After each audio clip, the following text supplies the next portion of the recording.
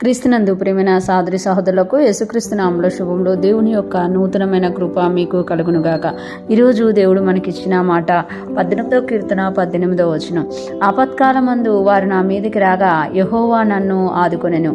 ఈ మాటలు మనం 18వ కీర్తనలో చూస్తున్నాం. 18వ కీర్తన అంతా దావీదు మహారాజు గారి తాలూకా స్వానుభవంగా మనం చూడగలుగుతాం. అతనికి ఇన్ని కష్టాలు వచ్చాయి, ఎలాగా అతడు దేవుని సన్నిధిలో మొరపెట్టుకున్నారు, ఎలాగ దేవుడు అతన్ని విడిపించారు అనేది 18వ కీర్తనలో తెలియజేస్తున్నారు అనమాట. అదే కాకుండా సమూయేలు 2 గ్రంథంలో కూడా ఈ కీర్తన మనం చూస్తానంట. 50 వచనాలు కూడా దేవుడు తనని ఎలాగ కాపాడారు, నేను ఎలాగ దేవుని సన్నిధిలో ఉన్నాను అనేది తెలియజేసుకుంటున్నట్టుగా మనము గమనించగలుగుతాం. 18వ వచనంలో చూస్తే ఆపత్కాలమందు వారు నా మీదకి రాగా, అంటే దావీదు మహారాజు గారికి అనేకమైన ఆపత్కాలాలు వచ్చాయన్నమాట.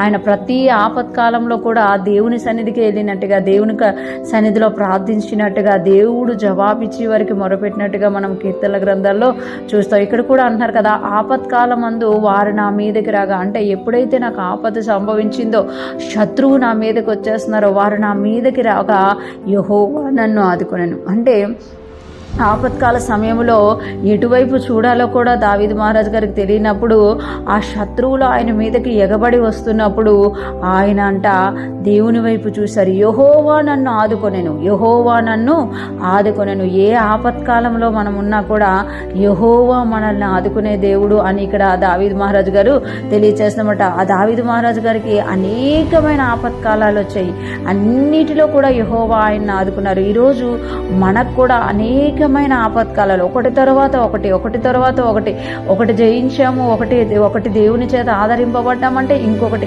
అలాగా అనేకమైన ఆపత్కాలాలు వస్తున్నాయా. అయితే యెహోవా దావీదు గారిని ఆదుకున్నట్టు యెహోవా నన్ను ఆదుకొనెను అని దావీదు మహారాజు గారు చెప్పినట్టు మనము కూడా చెప్పాలని దేవుడు కోరుతున్నామట. ఎప్పుడైతే మనము ఆపత్కాలం రాగానే కృంగిపోకుండా, ఆపత్కాలం రాగానే ఆ ఆపత్కాలంలో మనకి ఎవరు సహాయం చేస్తారని అటు ఇటు చూడక దేవుని వైపు దావీదు మహారాజు గారిలాగా చూసామా.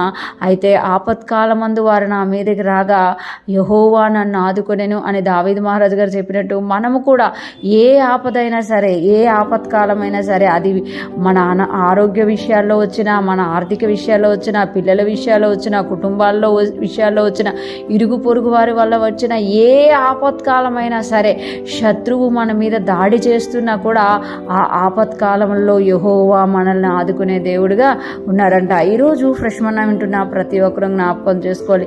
ఈ ఉదయకాల సమయంలో ఏ ఆపత్కాలం నిన్ను తొందర పెడుతుంది, ఏ ఆపత్కాలంలో నువ్వు వెళ్తూ ఇంకా కృంగిపోయేటట్టుగా చేస్తుందో, ఆ ఆపత్కాలంలో దేవుడు నిన్ను ఆదుకొనుగాక. దావీదును ఆదుకున్న దేవుడు ఈరోజు నిన్ను నన్ను కూడా ఆదుకొనుగాక.